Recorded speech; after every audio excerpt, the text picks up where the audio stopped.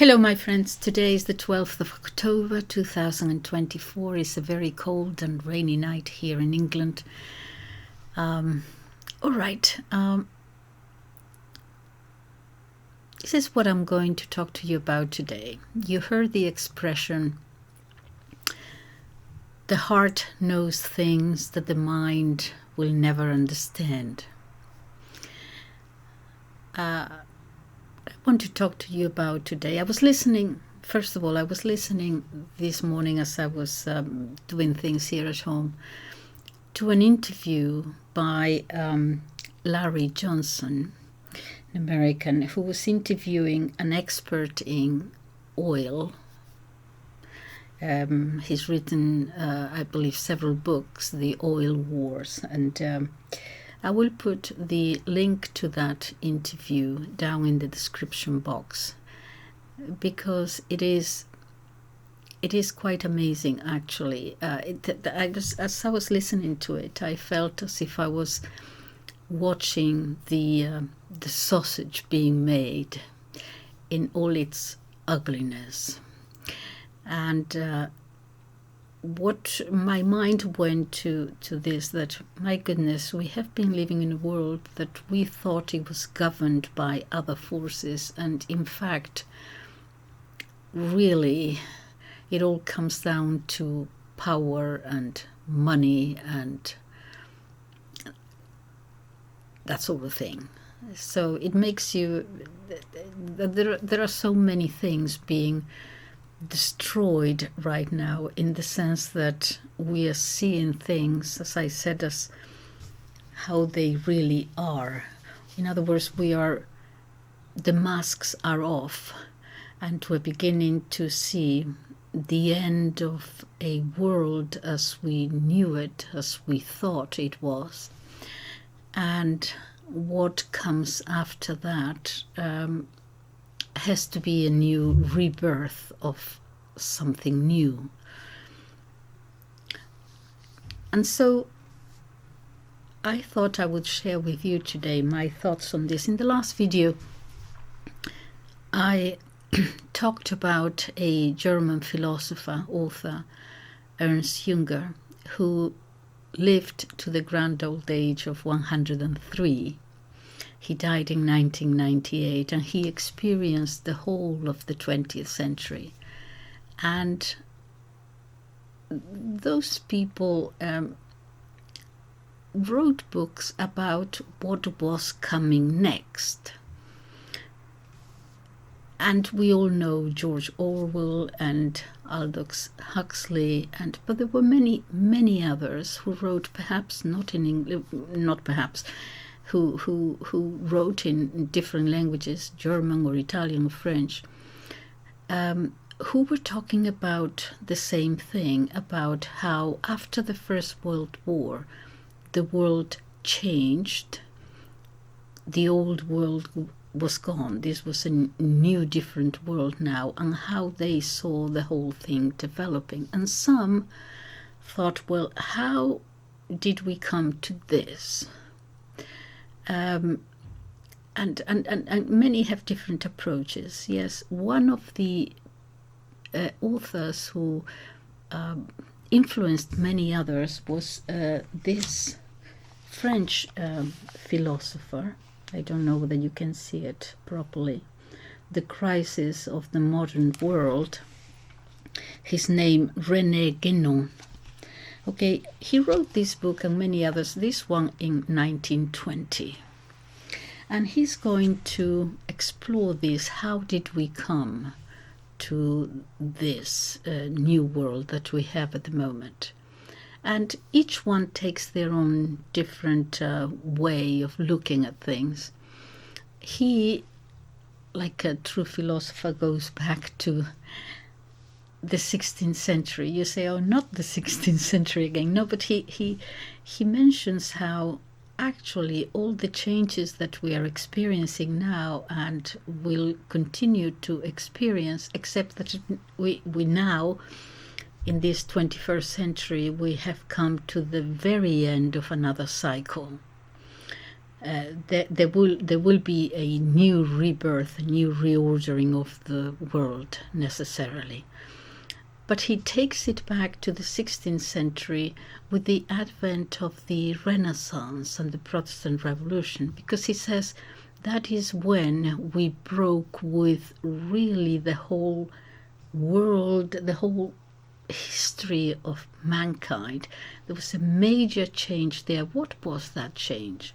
We said it was the very first time in the history of the whole of mankind when we decided that this other side of us, the sacred, the spiritual, was put aside, and we began to hold reason, science, everything else, rationalism, secularism, individualism, all that came with that, from putting reason at the top of everything, not God or anything like that, just reason. In other words, man himself at the top of the hierarchical scale.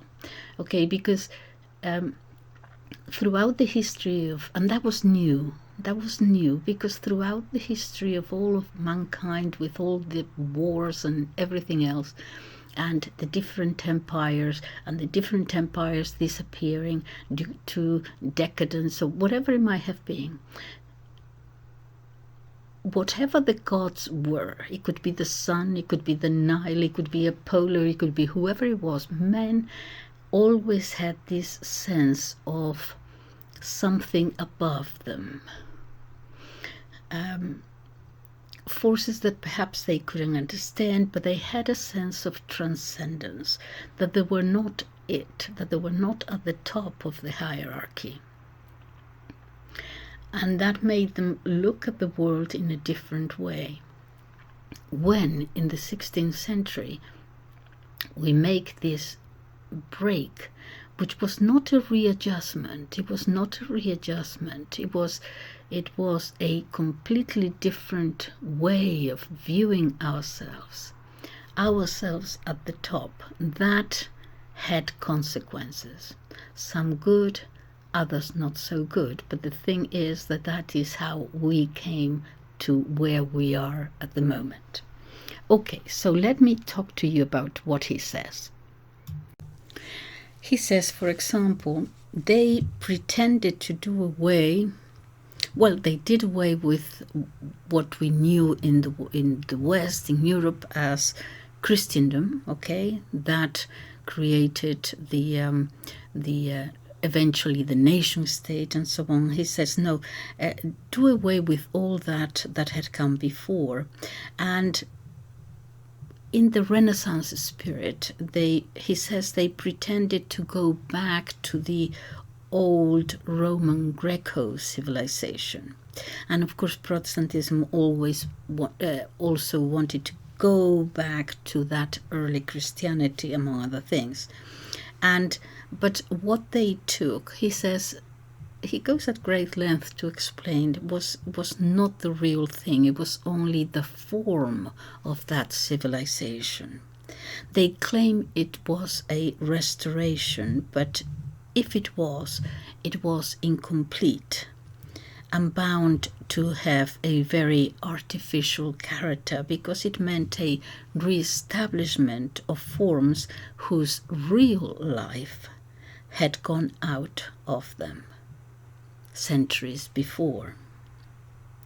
So for them, this new way of viewing the world with reason, man's reason at the top, it was a limitation. They did away with something which was essential. They in those days they called it also the difference between the spiritual and the profane. Yes, but he says it was actually by doing away with the spiritual, there was there a limitation of knowledge, which was bound to what you could see and touch and count. Certainly a knowledge not spiritual. And he argues that it is a knowledge of a lower order, an empirical, analytical study of facts.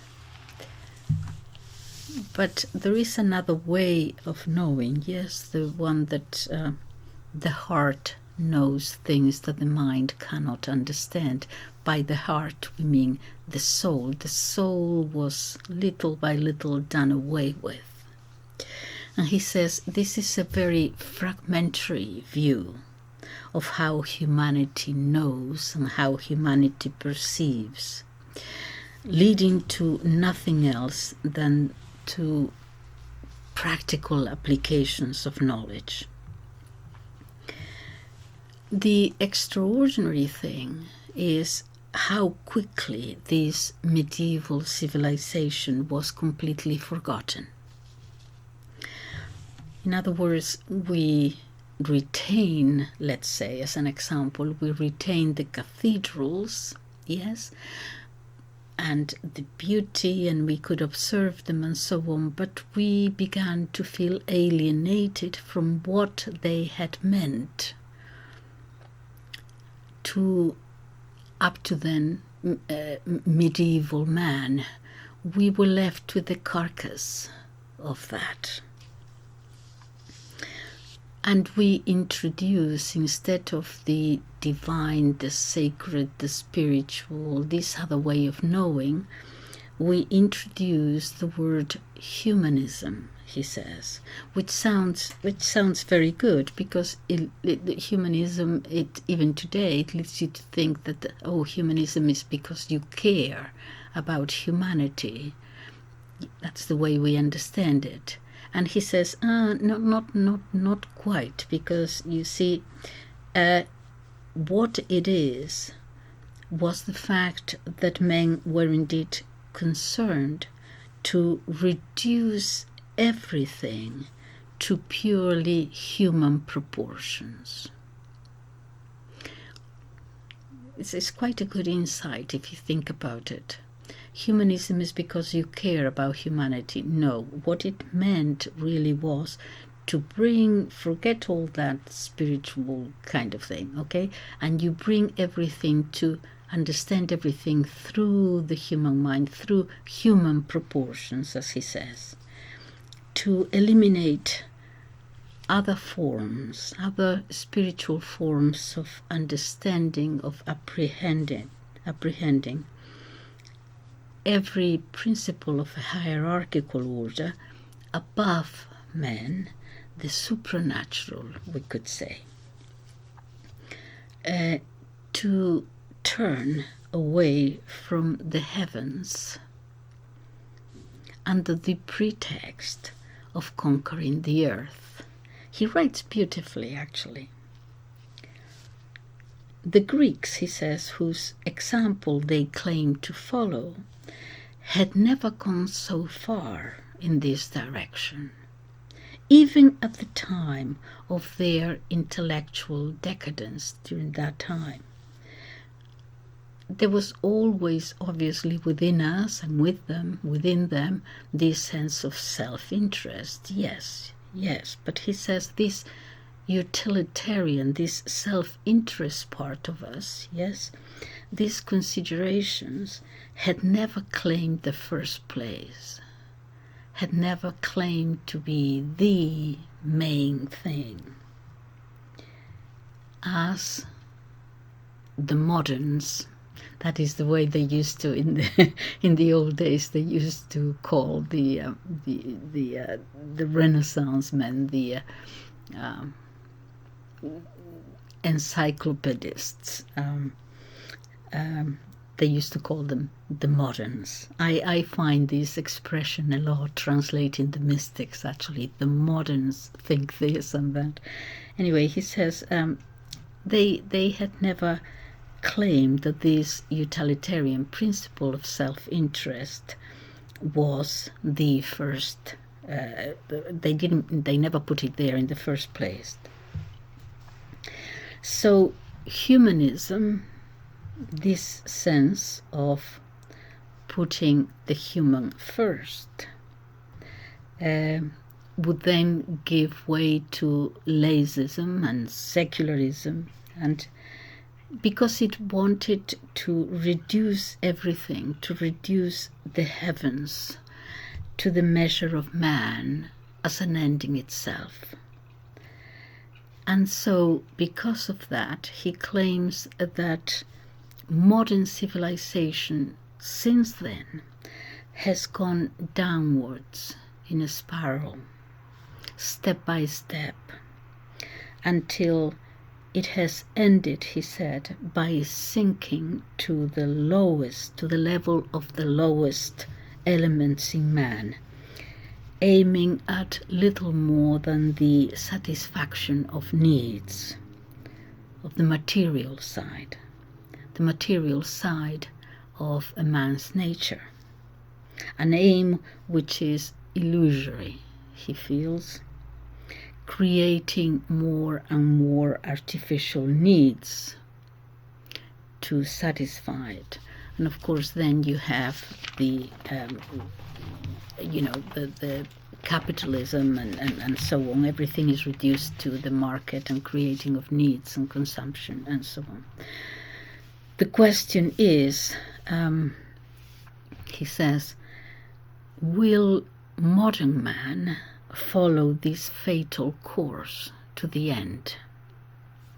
Or will a new readjustment intervene at some point once more, as it did in the case of the Greco-Roman decadence, because then Christianity came in and renewed the whole way of thinking and viewing the world and ourselves within it. Will there be a readjustment now before we reach, he says, the bottom of the abyss? What is the bottom of the abyss? And that is why I mentioned that that interview that I heard.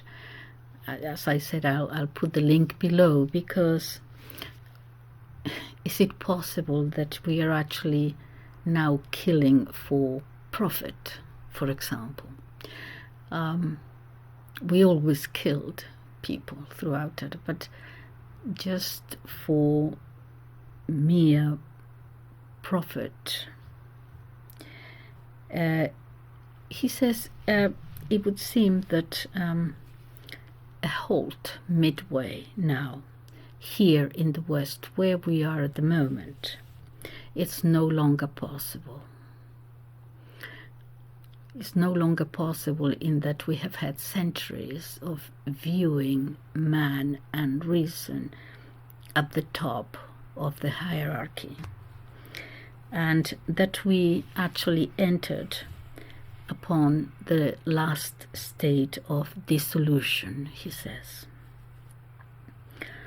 The darkest period of the Dark Age, or what the Eastern Indian philosophy calls the Kali Yuga, a state of dissolution for which it is impossible to emerge, because it is not a mere readjustment now that it is necessary at this stage, but a complete renovation of how we view the world and ourselves in the world.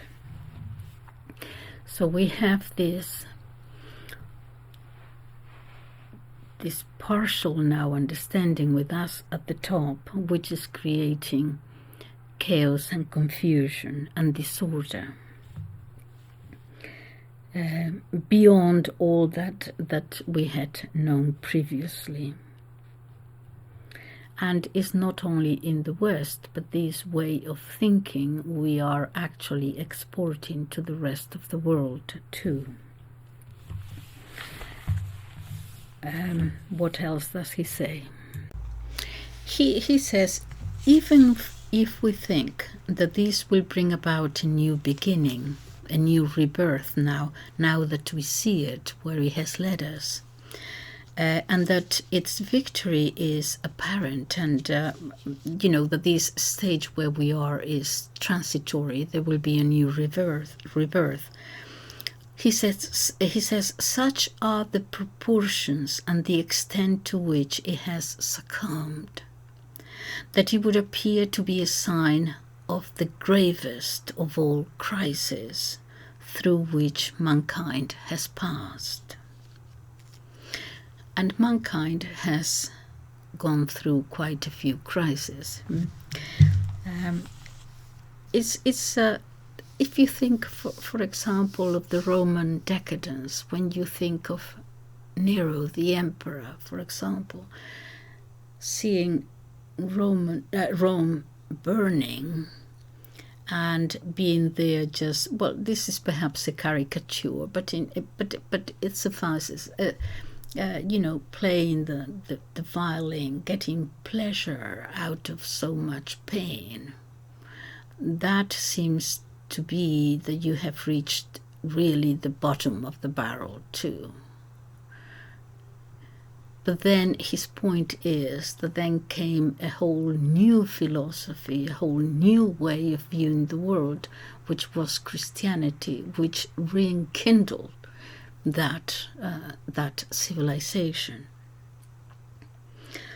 And in the sense of getting to the point where inflicting pain is a source of pleasure, I have talked, I think already 2 or 3 times about Dostoevsky and his book, which one was it? The House of the Dead. Forgive me those who, because I have used it once or twice before, but I have to repeat it again, probably because many of you have been with me here for a while, but many have not. And it is important to go back to that, okay, that sense of power. If you allow me to say it again as quickly as I can, that when he was in prison, he was sent to Siberia as a young man for being against the Tsar and all those things that, revolutionary things that young people always want to change the world, which is good. But anyway, he was sent to Siberia, okay, and there he is in prison, and he observes, and because he's very often in the infirmary, because he had attacks, he was I forget the word now.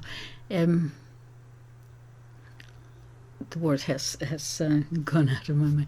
Anyway, he had these attacks, and he was in the infirmary quite often. And it was in those days when the criminals would be scourged and lashed. I mean, the punishment was, 100 lashes or 200 lashes or 500, whatever it was. And sometimes there were so many that they could only, if the prisoner was punished to, let's say, 500 lashes, if they did it with the birch tree branch, they would have to stop after 50 or 60 because it was just too painful. And so they would stop then, and they would take them to the infirmary, and he heard conversations of these prisoners talking very naturally about this punishment, okay? And they would say, how many lashes have you got? Oh, I've got 100. Oh, I've got 50. How many have you got to go? I've still got 200. Talking very generally, they assumed that it was the natural way of the world to be punished in that way, okay? So he was observing the prisoners and in his mind writing notes about it, but he also observed the executioners, they were called, okay, the people whose job it was to actually inflict the pain, to do the lashes. And he noticed they were sort of 4 stages, as it were, okay. The first one was when you were new at the job and you started lashing, okay, and he noticed that the executioner was very much aware of what he was doing. He was aware that he was inflicting pain on the prisoner. Of course, he had to do it. It was his job, because if he didn't do that, I mean, he would be the one taking the lashes. Okay, so he went ahead with his job, but he was aware that he was inflicting pain. But after you do that for a while, you get used to it. And so he saw the next stage. He was trying to explain it in this way. The next stage was when you were no longer aware that you were inflicting pain on anybody. You know, you just 1, 2, 3, and you just went for it, and that was it. Okay, that was a sort of a second stage. The third stage, he noticed, was when you were so comfortable inflicting pain on others that you wanted them to be aware of your power. Okay, so there you were, look at you, so powerful. You know, you were the one who was inflicting pain and doing all the scourging. And they were very much aware of that power, and they demanded, perhaps unconsciously, that you were aware of how powerful they were. For example, if you were a rookie and you were punished for the first time and you didn't know the ropes, you would go there sort of as proud as you can be, saying, I'm not going to cry, I'm not going to certainly not ask him to stop, I'm just going to, endure it, and I'm not going to let him know that I feel the pain, and so on. Okay, that was when you were new, which meant that you were not acknowledging his power, and so you would get it double. The old-timers who knew would come into the room and, kneel down and prostrate themselves to this powerful man and say, oh, please go easy on me. I have a wife and I have children. Oh, please. And in other words, acknowledging his power. That didn't mean that he wouldn't be punished, but at least he wouldn't get it double. The important thing was that he wanted you to be aware of his power and that you couldn't do anything about it. And you had to acknowledge that, whether you wanted or not. But then there was another stage. And the other stage was that you actually got pleasure out of it. You got pleasure out of inflicting pain. It was almost a sexual thing. It was sensual. It was sexual almost. Okay? The problem with that was, Dostoevsky says, that when you put pleasure into it, when you bring it in, you have to keep increasing it, because it's like a drug. The pleasure that you get from something for a day or a week is not enough. You have to increase it. You have to do more of it. Okay, and then it becomes a spiral. I mean, who knows where you're going to end up with this pleasure business? Okay, and where you're going to end up is usually, having done away with the soul and the spirituality of it, you come back to the body, and then you're going to end up in. It always ends up in the body, in the sexual interaction of how the body, that sexual understanding, how the body performs.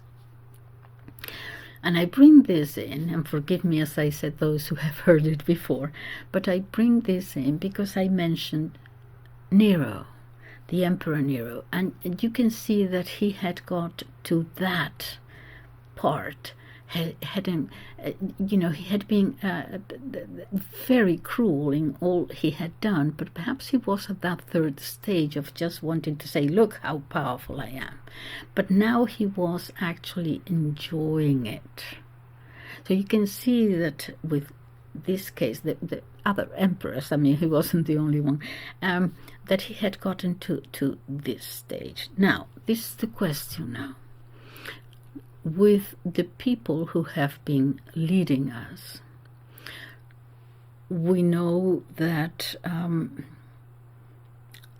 sometimes we see in today's world, let's say politicians, they're not the only ones, but let's say politicians who have now say, yes, I'm doing this and there is nothing you can do about it. In other words, they are almost at that third stage of exercising power, yeah?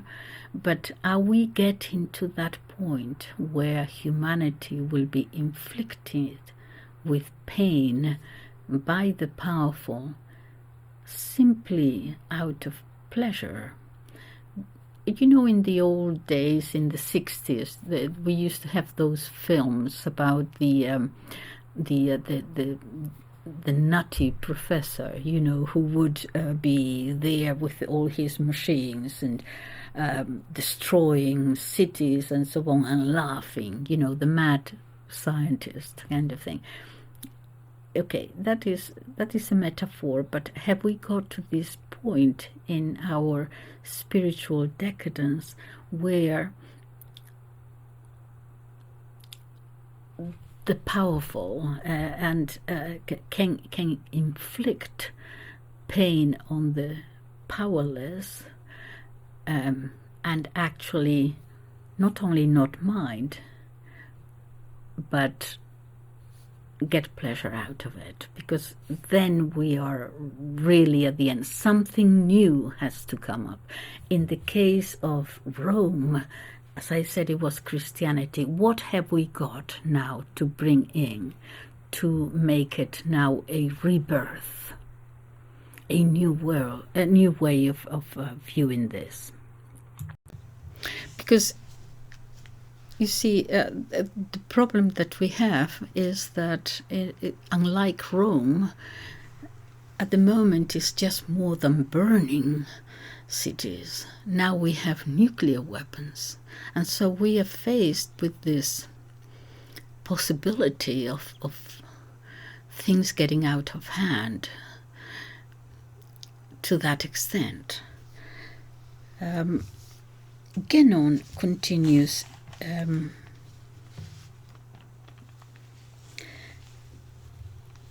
He says the gravity of this is not to be overlooked. But he's not a pessimist. He says we should look at it for what it is. Certainly it's not an optimistic outlook, but he says but also we shouldn't look at it with pessimism, because at the end of the old world, of any any old world, there is always a beginning of the new. So we are, he says, now in the West. Remember that he wrote this in 1920. We are then in the West in a state that it is actually at the opposite end of that primordial spirituality with which other men throughout history view themselves in the universe. He said, because we are now led by men so embedded in the material as to be almost incapable of conceiving anything beyond the material. So this is the problem, he says. The more they seek to exploit matter, not the spirit, the more they insist on this material world of understanding the world only through material means, and that includes reason. the more they have become enslaved by it, dooming themselves to an ever-increasing pleasure and agitation of pleasure, he says. That is why I refer to Dostoevsky. Such is the state of the world. He says, I'm saying this as an explanation, not as a justification.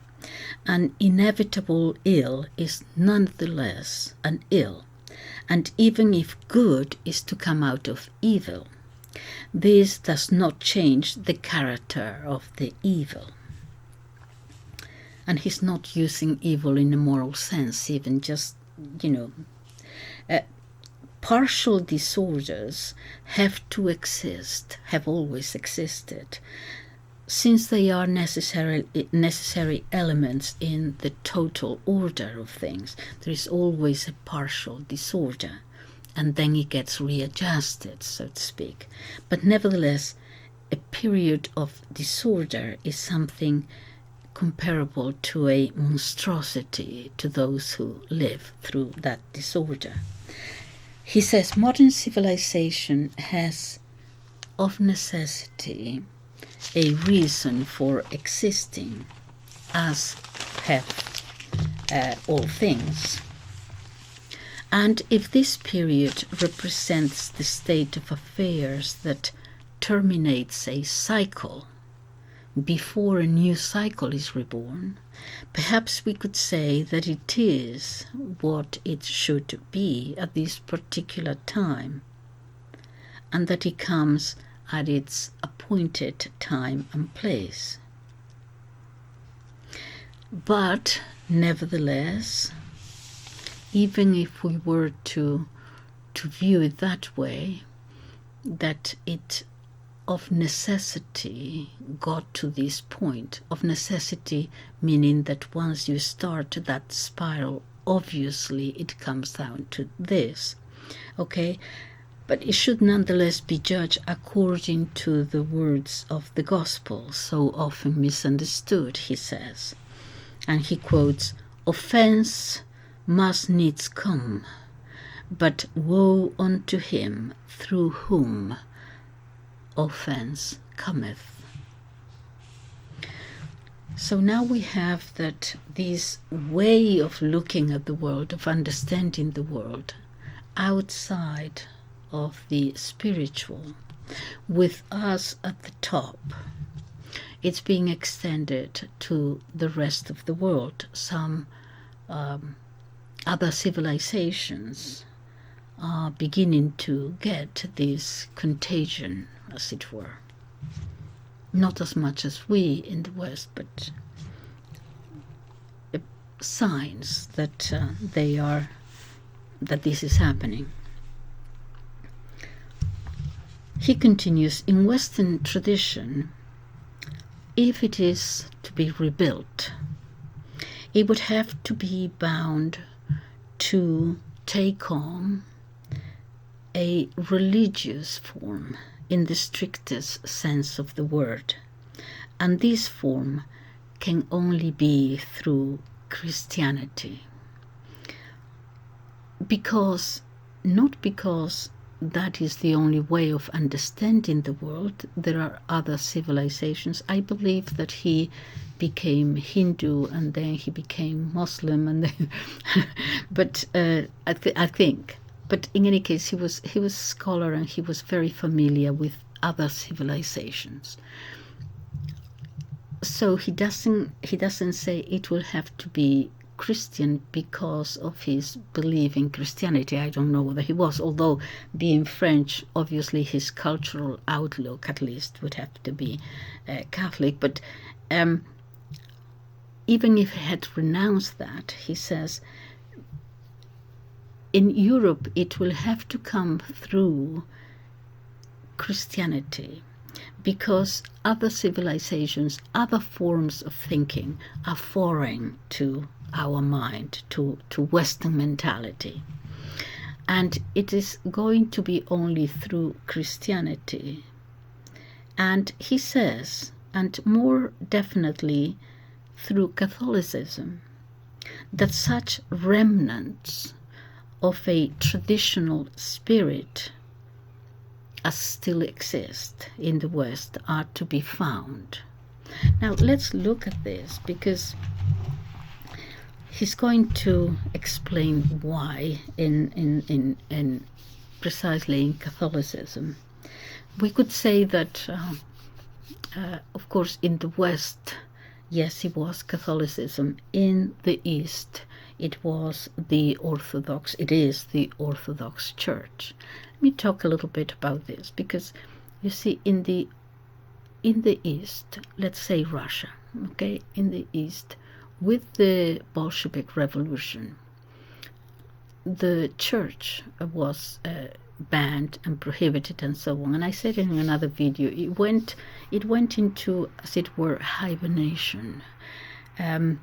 It wasn't destroyed completely. It just stayed there. And then when certain amount of freedom came, there was a rebirth there. And I think it's not an exaggeration to say that in Russia there is this rebirth of the spiritual. They have welcomed the Orthodox Church again into their lives.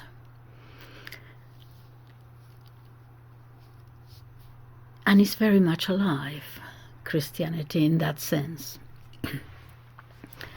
Of course, with the Catholic Church, it was different. It has a different history. Yes, when the original Christian Church split into East and West in the 11th century, okay, the history of the Catholic Church is completely different, because the Catholic Church had to deal with the Reformation that the Orthodox Church didn't have to deal with. There was never anything equivalent there to the Catholic Church. I mean, from the very beginning, it had to fight paganism. It had to fight all the different heresies and so on. So it has never stopped. And then in the 16th century, this revolt. Okay, so it's a completely different history. But this author feels, and it doesn't matter here whether you're Catholic or Protestant or nothing, or something else, but he feels that it certainly in the 1920s, and he already began to see the problem that was going to engulf the Catholic Church later on. But he says it is the one that keeps the cosmovision, in other words, the ties to the old way of viewing things, that will have at least a certain element that could be revived. In other words, it hasn't lost completely in the 1920s. It hadn't lost that old way of viewing things, of the hierarchical and the, not man at the top at all. He says, I find this fascinating, because he says, I'm talking here not necessarily of the Catholic Church. After all, what made all this and Western modernity possible was a different view. A different view of the world, in that the Protestant way of thinking in Protestant countries, the Protestant culture, Northern European and American, is now obviously the dominant culture of the world. It's not the Catholic culture, it's not the Catholic way of viewing things. So what I'm explicitly addressing here is this traditional view of understanding, the one that was broken, that nevertheless still remains slightly in both churches, the West and the East. which haven't quite been eradicated. And every traditionalist venture that ignores this fact is without foundation and therefore doomed to failure. Because with these changes of the Renaissance and the Protestant Revolution, we ended up then in individualism. Okay, it started with the free judgment and free interpretation and so on. It led us all the way, and then liberal thought all together, both together.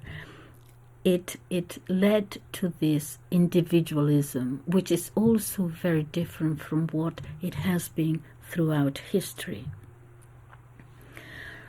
And it is the individual at the top, which is a true degeneration, he says, and that is how decadence started.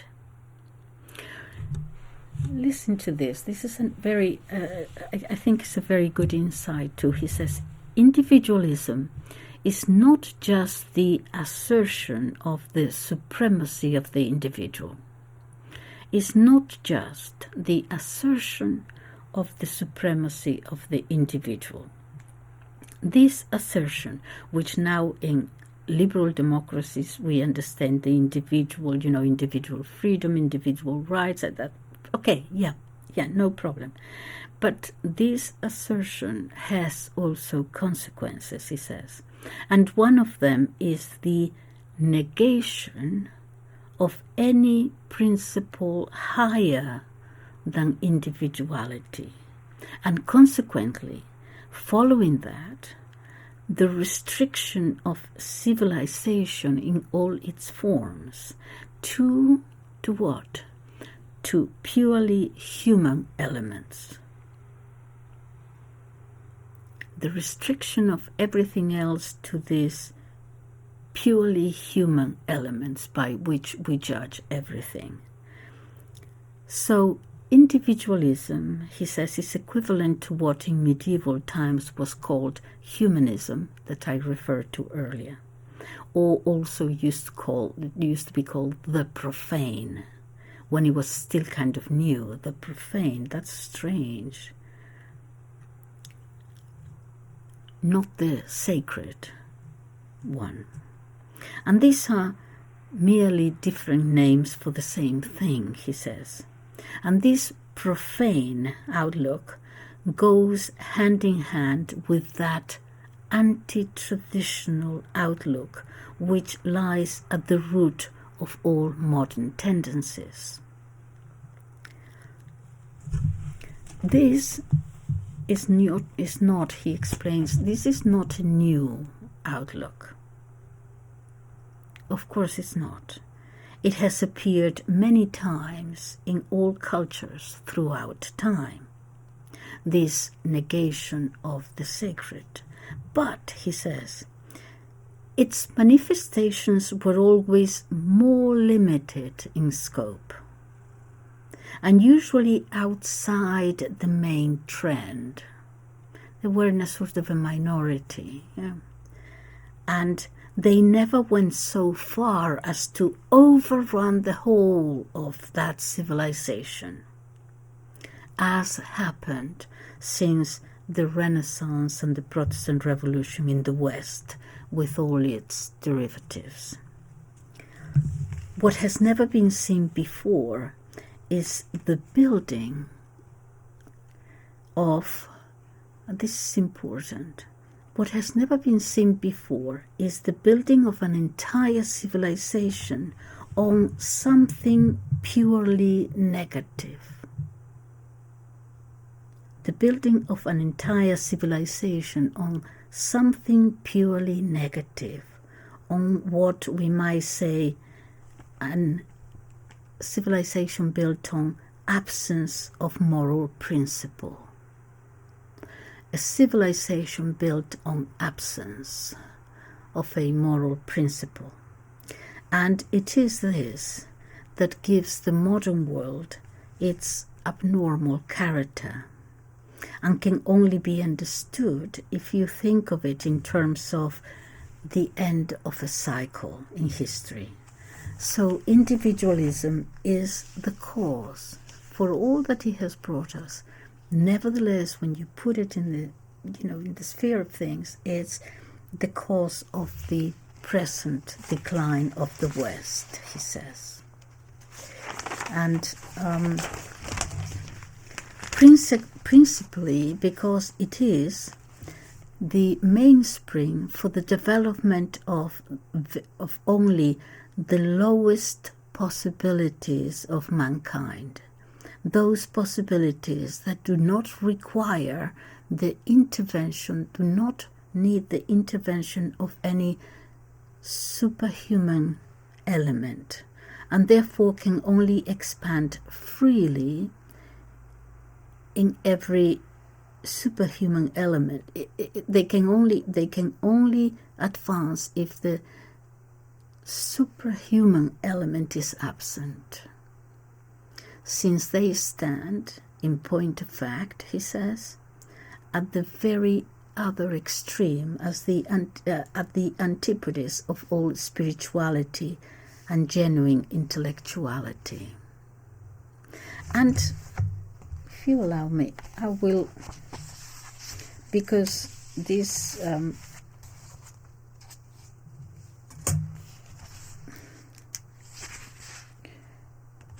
I am going to read you just a little bit and see what you think of this. Individualism necessarily implies the refusal to admit of any authority higher than the individual, as well as of any means of knowledge higher than individual reason. And these two attitudes are inseparable. Consequently, the modern outlook was bound to reject all spiritual authority in the true sense of the word. Authority, that is, which is based on the superhuman order, and all traditional organization, that is to say, all organization based essentially on this authority, whatever form it may assume, for the form will naturally vary with every civilization. This is what did in fact happen.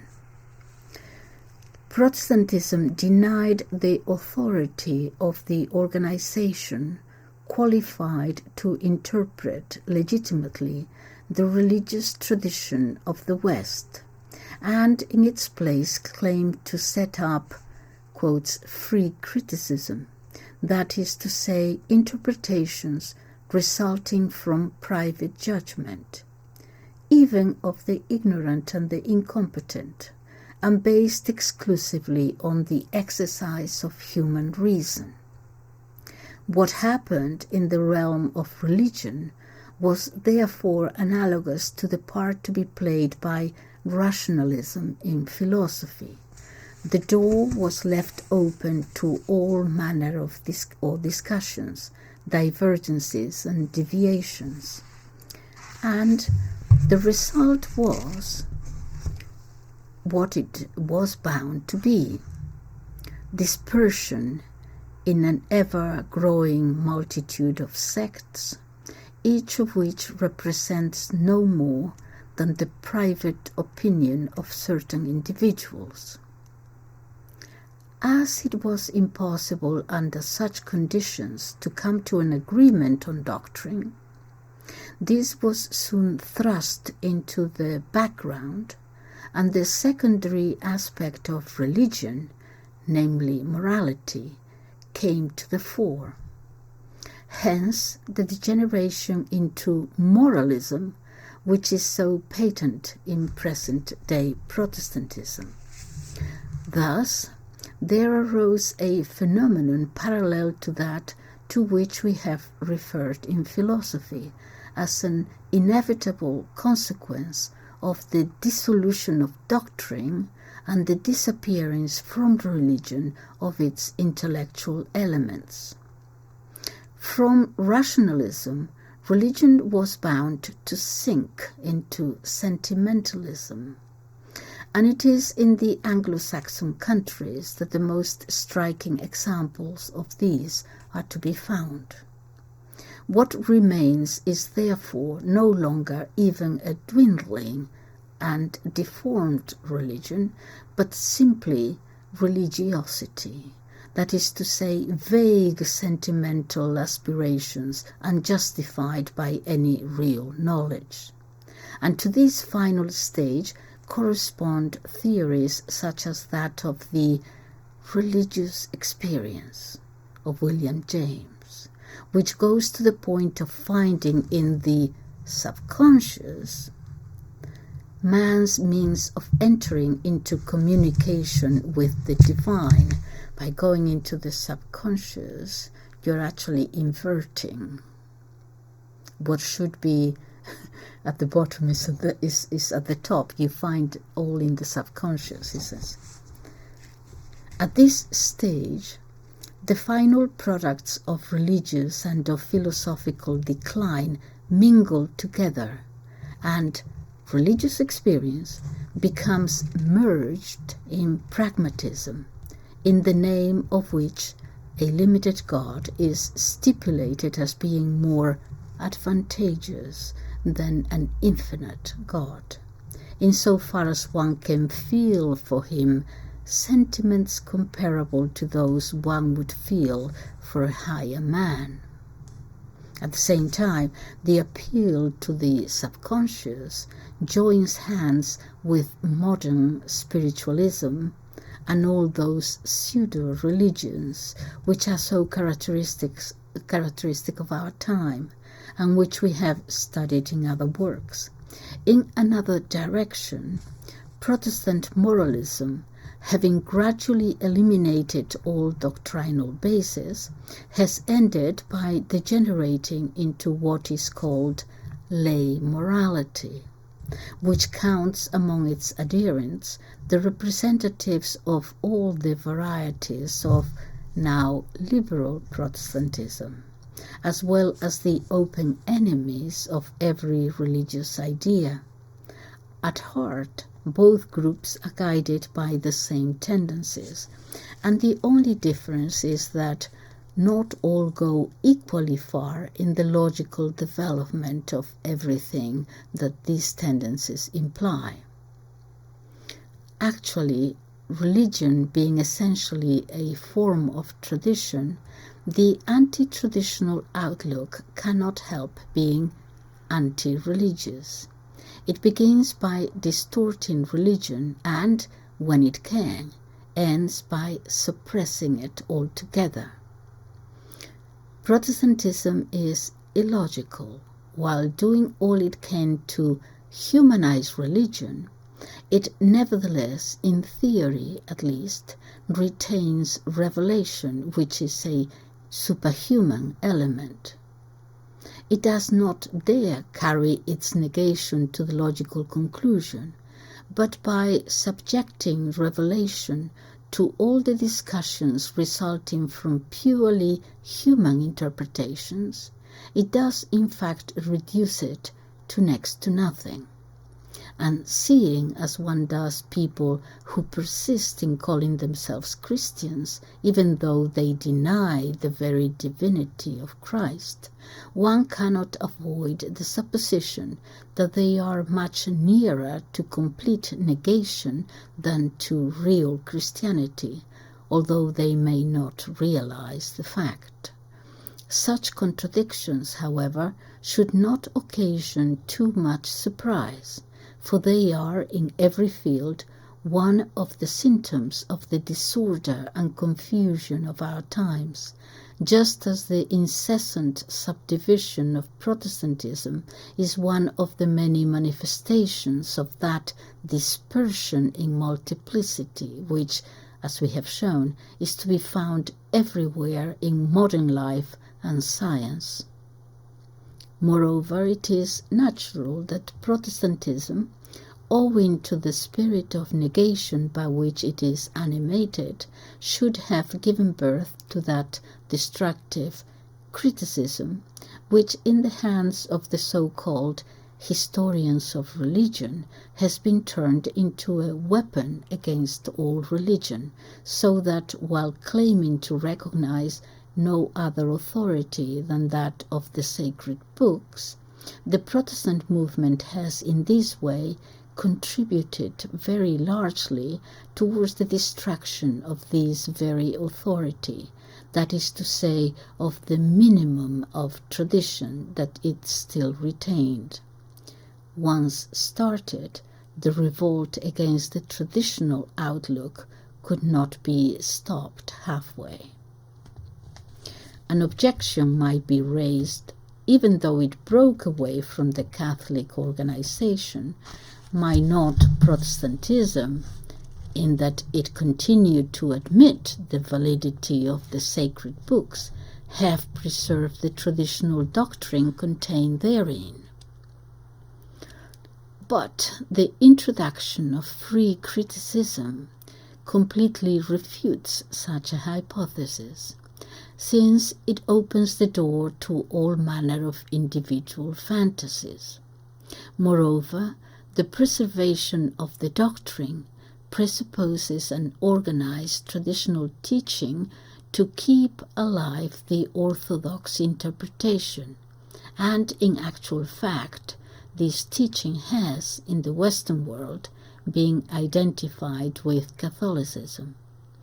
No doubt other civilizations may possess organizations of very different form to fulfill the corresponding function, but it is the civilization of the West, with all the conditions peculiar to it, that concerns us here. It would be to no purpose, therefore, to plead that there is no institution comparable to the papacy in India. The case is quite different, in the first place because the tradition there does not take the form of a religion in the Western meaning of the word, so that the means by which it is preserved and transmitted cannot be the same, and also because the Hindu mentality, being quite different from the European, the Hindu tradition possesses within itself an inherent power such as the European tradition could not enjoy without the support of an organization much more rigidly defined in its outward constitution.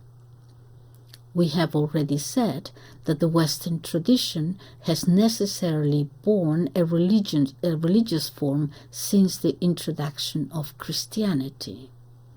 It would take too long to explain here all the reasons for this, reasons which could not be fully understood without entering into rather complex considerations, but it is an actual fact with which one cannot refuse to reckon. Moreover, according to the Gospel, this state is to continue until the end of the world, that is to say, until the end of the present cycle. And once admitted, one has to admit also all the consequences it entails with regard to an organization suited to this kind of traditional form. It is moreover quite certain, as we have shown above, that it is in Catholicism alone that all that may still remain of the traditional spirit in the West has been preserved. But does this mean that in Catholicism at least one can speak of complete preservation of the tradition quite untainted by the modern outlook?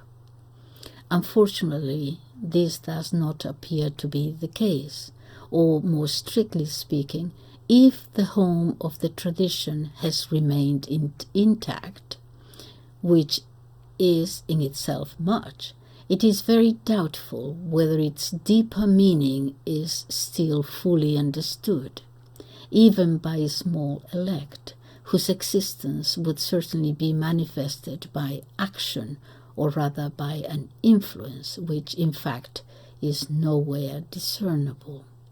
Most probably, therefore, there is only what might be termed a preservation of the tradition in a latent state, in which state it is always possible for those who are capable of it to recover its meaning, even though nobody were at present fully conscious of it.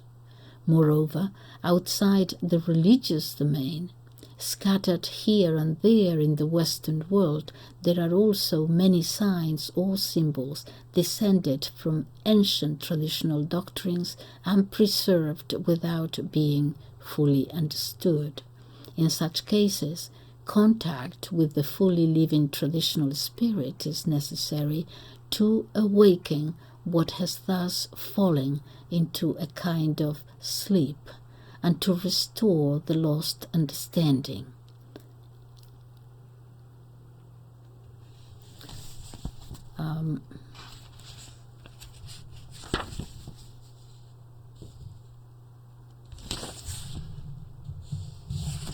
Let me see.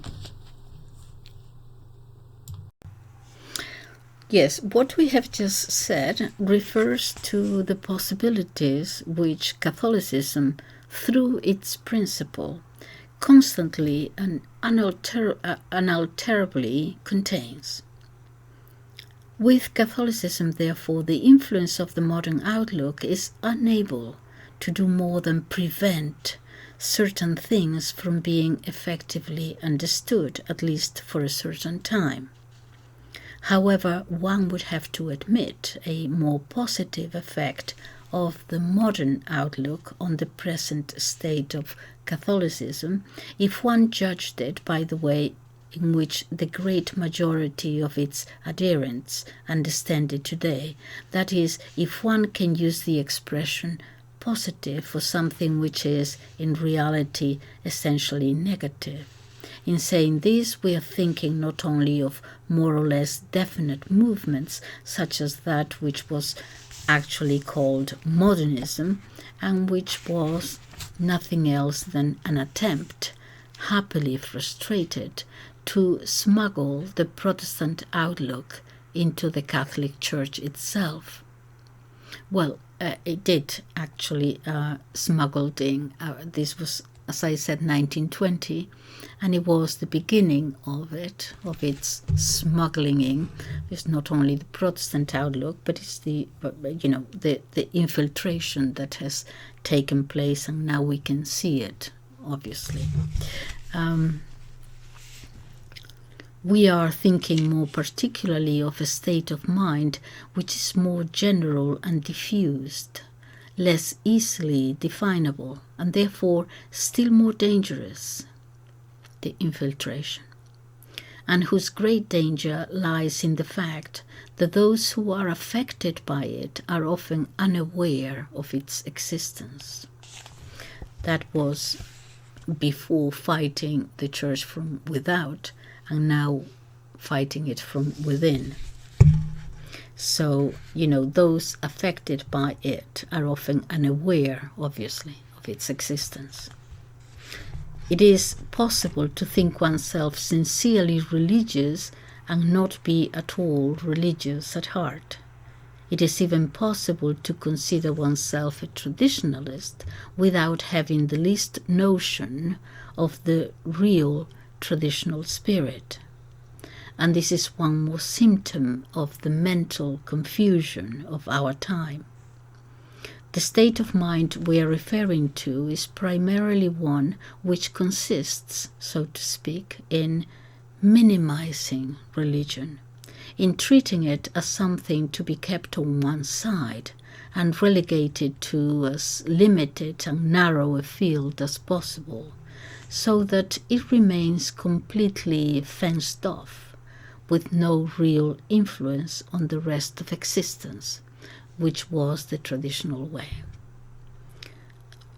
Are there many Catholics today whose way of thinking and acting in everyday life differs noticeably from that of the most unreligious of their contemporaries?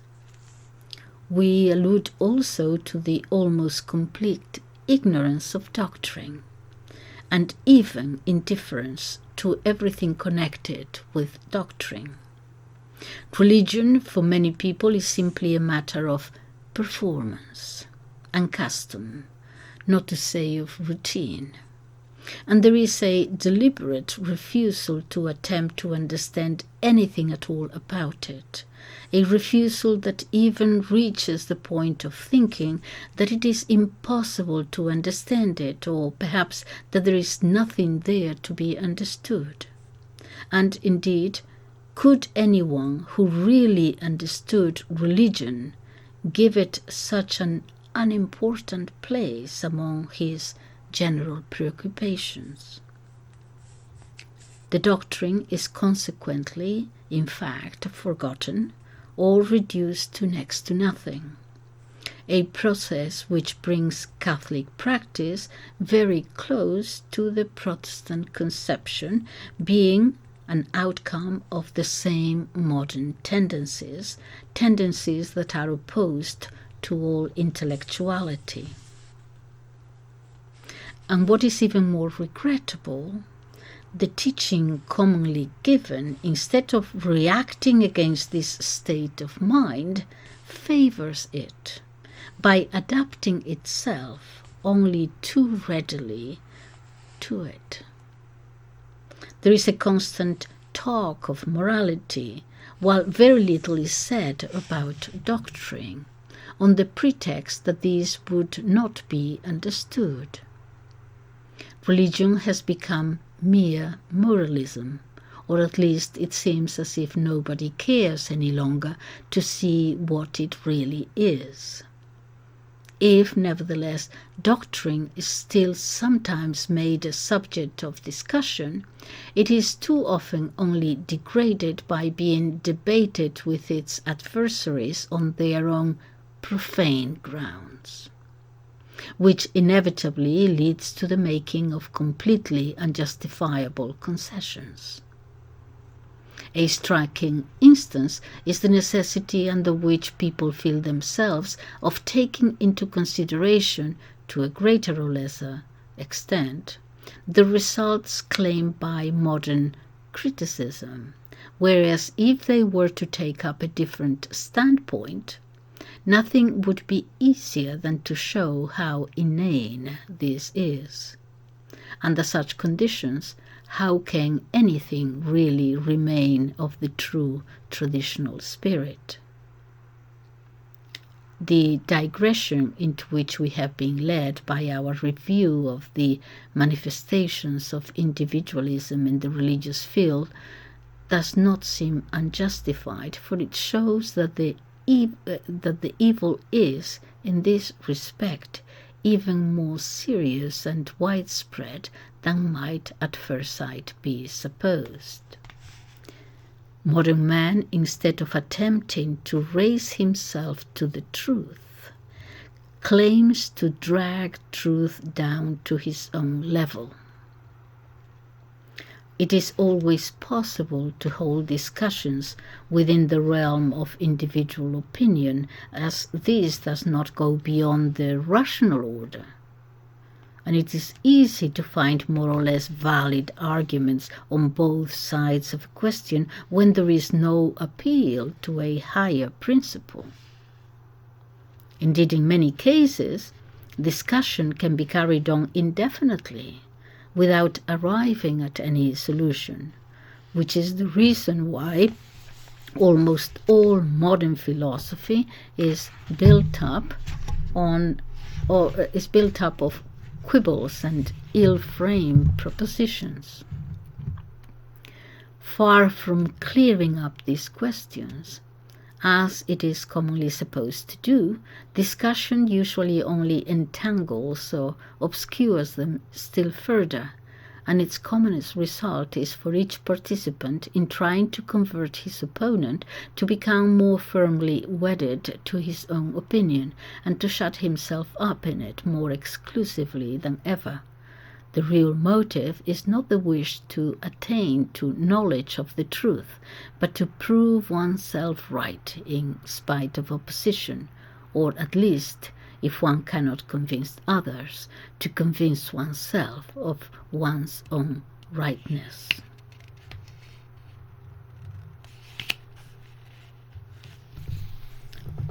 Nothing and nobody is any longer in the right place. Men no longer recognize any effective authority in the spiritual order. The profane presume to discuss what is sacred and to contest its character and even its existence. The inferior judges the superior. Ignorance sets bounds to wisdom. Ignorance sets bounds to wisdom. Error prevails over truth. The human supersedes the divine. Earth overtops heaven. The individual sets the measure for all things and claims to dictate to the universe laws drawn entirely from his own relative and fallible reason. Woe unto you, ye blind guides, the Gospel says. And indeed everywhere today one sees nothing but blind leaders of the blind, who, unless restrained by some timely check, will inevitably lead them into the abyss, there to perish with them. This is Andre Guenon, The Crisis of the Modern World.